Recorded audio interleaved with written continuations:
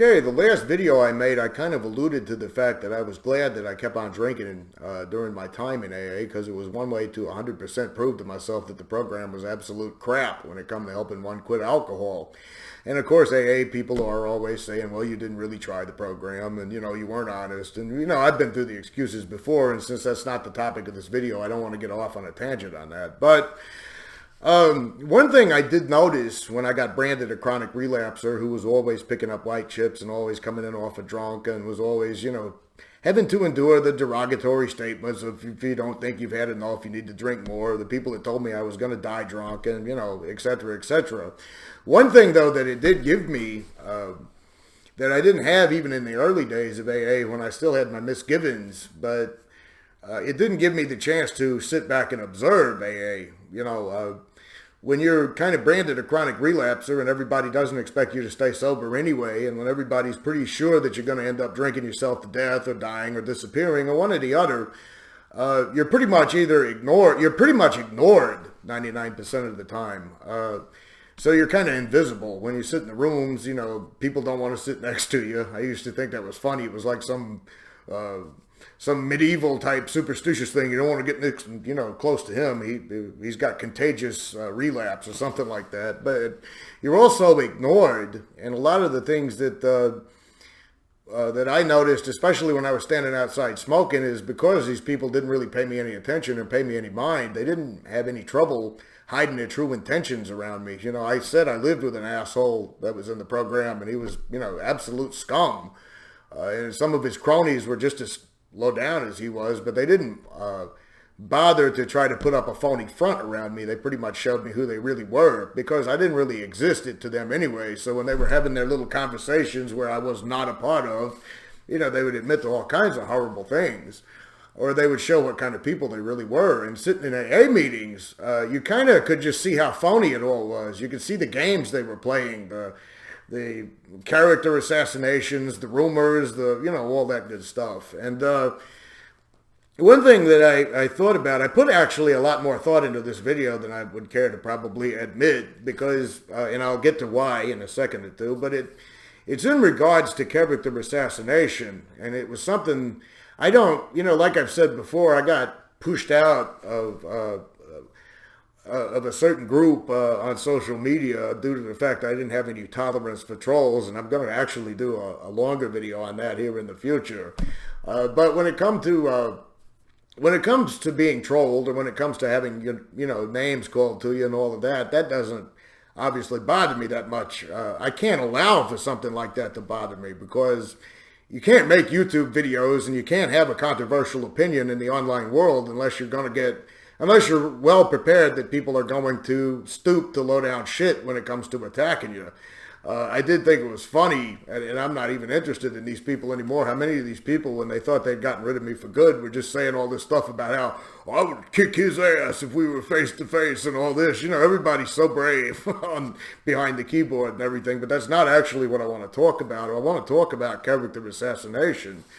Because there were a couple of trolls who made up a completely fabricated story on me.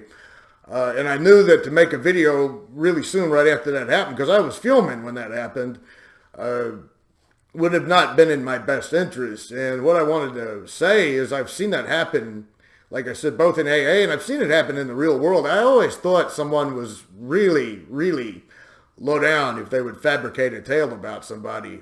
Even if it was somebody I hated, I wasn't going to actually repeat a lie told on somebody, even if it served my best interest. Probably one reason why I'll never be a politician or anything like that. But anyway, I remember one time in AA there was an old-timer, and if you're watching these videos, you know exactly the old-timer type I'm talking about. He was one of those, he was always, getting assault charges, he claimed, and he was a big badass, and he beat up all these people, and all these people were terrified of him when back in the day. Everybody in AA is a big criminal legend in their past. But he was one of those kinds of guys. I couldn't stand him. I mean, I used to hear him sit in meetings all the time and talk about how, it was by the grace of God that other people committed suicide, and he was still there and all of that shit. And I won't repeat the tale on him, even though his name's not being used and nobody would know what I'm talking about here. But an AA member confronted him one time in front of a group of people, and they said, why don't you tell all these people about this, that, and the other? It was a story. And his voice went up like 100 octaves, and he was like, I've never done nothing like that. You're crazy. And he ran away.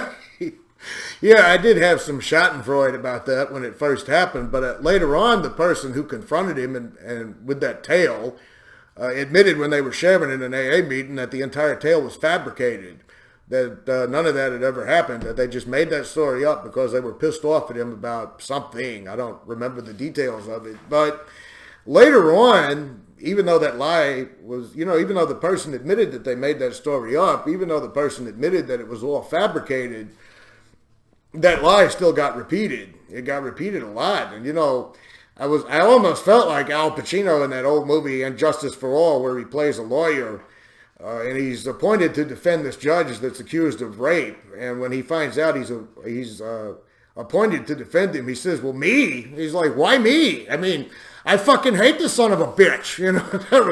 That was my feeling with this old timer. I mean, I don't really want to defend the guy because I hate him, but I had to say to people when that story was repeated outside, when people were smoking and everything, that story's not true.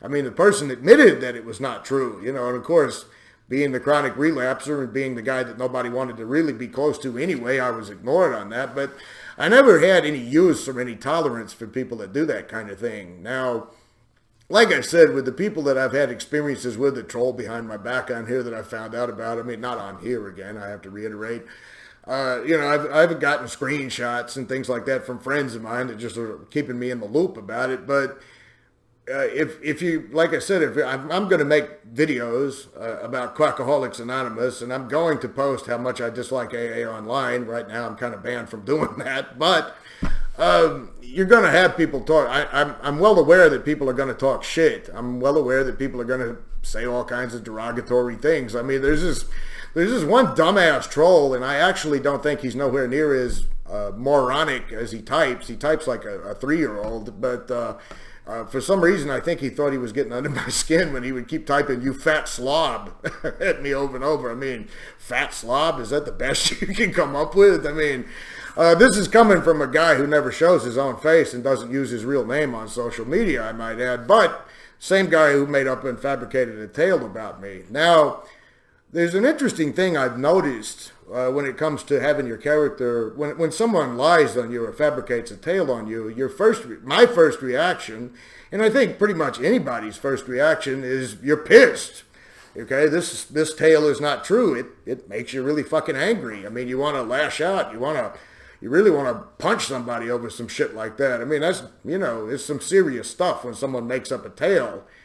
But strangely enough, I've noticed, like I saw a lot in AA, when a lie is told on someone, if the person ignores it, the story just keeps getting repeated. If the person comes out and vehemently denies the story as being false, it's a weird psychological thing, but it almost makes the person look guilty, even if they're not. Even if it's perfectly logical and perfectly rational to react with anger and outrage when a lie is spread on you. It still makes you look guilty when you lash out in a lot of rage about it. And it was one reason why I didn't address it for the longest. I said, I'm going to lose my temper over that shit, and I'm going to say a lot of things, and it's going to make me look freaking guilty, right? As a matter of fact, there was a book I was reading not too long ago that brought this up, and it actually brought back an old memory. Because the household where I grew up in, the news was, when the news came on TV, it only came on once a day. You didn't have a CNN type thing in those days. And you only got 30 minutes of it, nightly news. Yeah, hard to believe. But when the news came on TV, it was sacrosanct, okay? I think I said that right. I might not have. But you couldn't talk. Kids couldn't, you couldn't make no noise or anything. The news had to be watched. And I was about 10, 11 years old at the time, but the presidential election was going on. And the reason I'm going this far back in history is because I don't want to touch on current politics. The emotions are running too high on something like that. But the election was going on, and you had a guy, I don't know how many people out there remember him. His name was Bob Dole. He was a gruff kind of senator. He didn't have any sense of humor. He lost his temper pretty easily. And then you had, at the time, it was Bush Sr. That's how long ago this was. This was before Desert Storm, anything else, 87, 88. But anyway, The Bush campaign attacked Bob Dole's wife. I never did find out if the stories are true or not. I don't remember. But I remember Bob Dole reacted in a rage. And at the time, Dole was actually leading in the polls. And then some more stuff come out. Not so much about his wife. Can't remember all the details. But he started shouting emphatically in the way he was known for doing. These are lies. They're lying on me. And that was what the press ran with at the time, and it made him look bad, believe it or not. Even if those stories were fabricated and the attacks on his wife were uncalled for, it backfired on him by his reactions. In fact, I do remember a key moment on one of those nightly news programs where they asked Bush Sr., do you have anything to say to your opponent after the debates? And he had this big grin on his face, and he said, no, just keep up the good work and what you're doing and all of that. And then they put the cameras on Dole and they put the microphone on him and they were like, do you have anything to say? He said, stop lying about my record. He may have been telling the truth. Okay, he may have been actually telling the truth. They may have been lying on him, but the reaction that he had somehow or the other backfired against him. It was one of the reasons why when I was making this video, I wanted to talk about the fact that a lie, when it's told on you, it puts you in a really delicate position. If you react with anger, then it makes you look guilty. If you say nothing, you're still kind of put on the floor as being and looking guilty. So I kind of was wondering, is there a third option for something like that? Well, really, when it comes to a thing like online trolls, or it comes to a thing like, that sort of shenanigans, you can't win in an argument with these people, because they're kind of like toxic people I've been around in my personal life. Toxic people, believe it or not, I've noticed in my experience, I saw a lot of them in AA. I'm related to some of them, unfortunately. They love to argue with you, okay? They can argue with you all day long. They can argue with you all night long. They can fight with you nonstop because that feeds their little puny sense of power or whatever, right? The more upset you get, the more enraged you get, the more they feed on that. Okay, so you really won't win in an argument with an online troll, and there's really nothing you can really do about a lie spread on you except know the source of the information and know that the person is a piece of shit, and anybody who's around them for any period of time will be able to see through that. That was the kind of the comfort I took with that, and I kind of am saying this to all of you out there who have ever had lies told on you.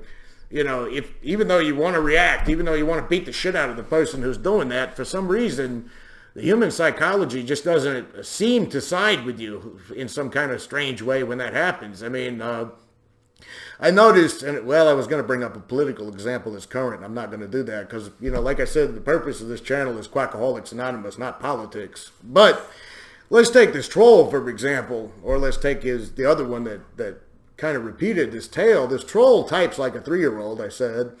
And to be honest, he comes at people, because I watched him do this, one of the powers of observation that I learned in AA and being an outcast, he comes at people like he's just so angry, fuck you cunt and fuck you motherfucker and all that stuff. And I've come to the conclusion that's all an act.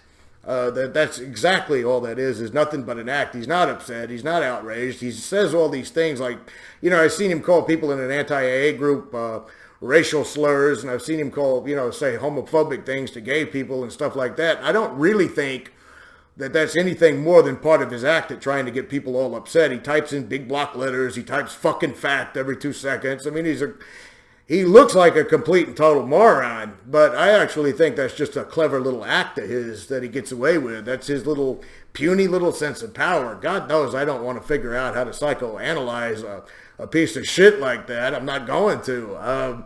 I'm actually, like I said, I've got him blocked, or he's got me blocked, or something like that. I'm not going to communicate with him. I do think it's funny that I read online that somebody sued somebody over a lie told on Facebook and won. But then again, when you're talking lawsuits and lawyers and money and cross-state lines, assholes out there in the West somewhere, that's a lot of energy to expend on a piece of shit that's not worth worrying about, right? But it was just something I thought about, and I thought I'd kind of give this message to people who may still be in AA, thinking about leaving AA, or just in general dealing with toxic people in the work environment or online. You're not going to win with toxic people. Toxic people will use every kind of underhanded tactic to bait you, to get you upset, to make you react. That's what they really want.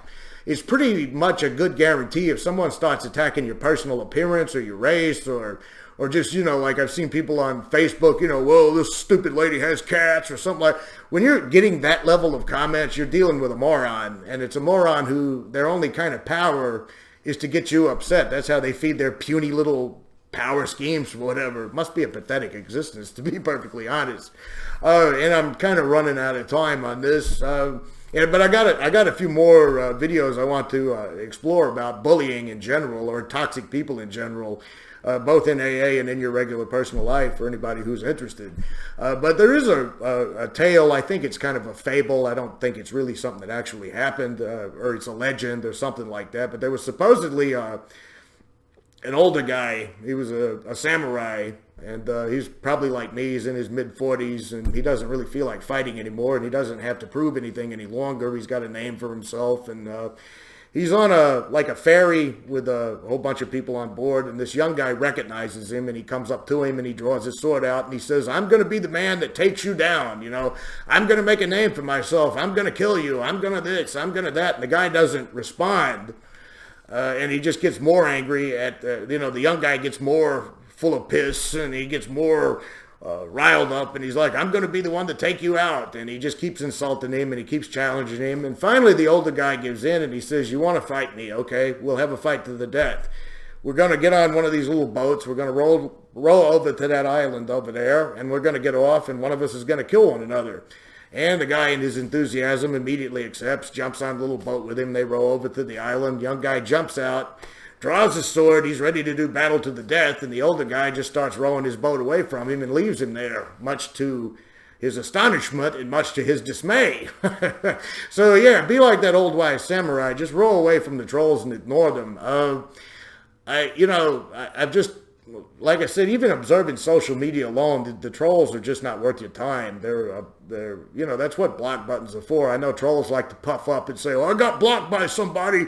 That proves it. They were upset by me. I win. That's just like a fucking 2-year-old, right? Just fucking ignore them and take advantage of the block features while they're still there. And I will be talking to you guys hopefully next week. By the way, I'm not going to be doing anything, but if you are doing anything out there, have a happy Turkey Day and a Thanksgiving and all that good stuff. Later.